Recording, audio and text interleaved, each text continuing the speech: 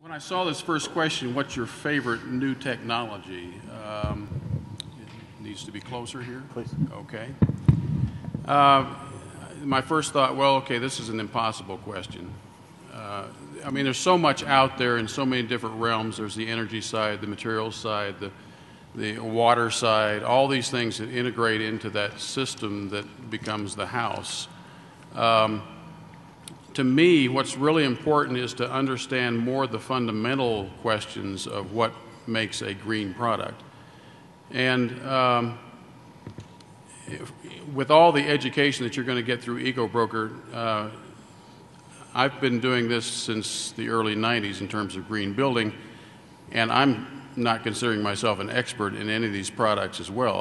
It's a moving target for the most part. Products are continually improving. New products are coming on board. Old products sometimes leave the market.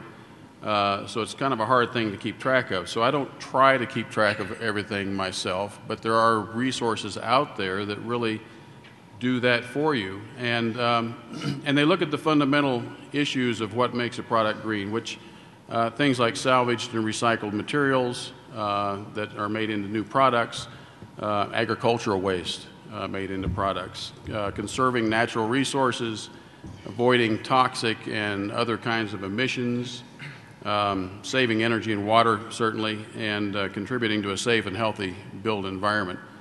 Another thing that's kind of on the horizon here is products that actually restore ecosystems, which is something you'll probably hear about in 10 years, like we are hearing about green building 10 or 15 years after it started. So, understanding those fundamental tenets of green building products, I think, is real important, and understanding where to get that information, credible places to get that information. The first place I often stop is Environmental Building News or buildinggreen.com. If you haven't, how many people are familiar with that website and that organization? Just really a very few of you. And this, it's very credible information. It's there's no advertising involved. They are as third party as you can get in terms of analyzing products and issues and this type of thing. So buildinggreen.com is a really good investment. There's a number of different resources that you can subscribe to through that company. And these guys it's their business to look at these different products and analyze what works, what doesn't, what kind of problems are coming up.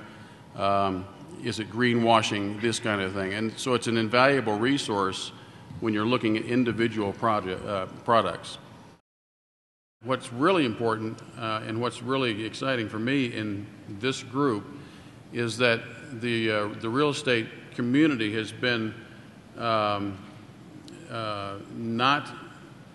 has not had an opportunity to have a gathering place like this on these issues, and EcoBroker has been that catalyst for this kind of discussion.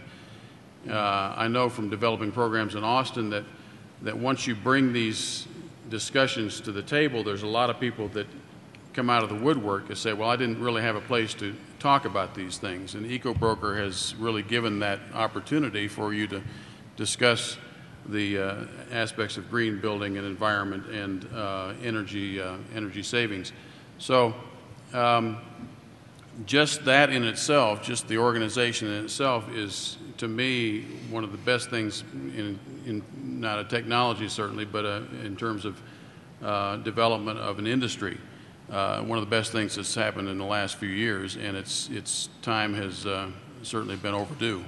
So, understanding the value of green building, understanding the value of the products is real important in a real general sense, and that the details, you can get information on the details, but it's real important, I think, to have those, to build those relationships with people whose business it is to do those specific things.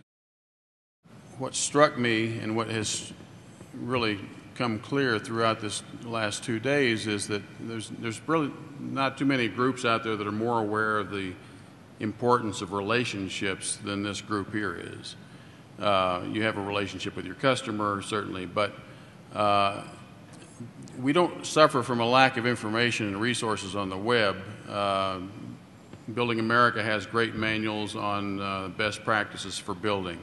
Environmental Building News has green building information. You've seen tons of websites during this last 2 days that show you how to find information, but websites don't do installations, and you don't develop relationships with websites. You have to have somebody on the ground that actually does that, and you've got a panel of folks here that do those kinds of things. But what's really important is developing that relationship with somebody who is knowledgeable about the areas that you're interested in, and that can guide you through and help you navigate through some of the tricky parts of green building for certain.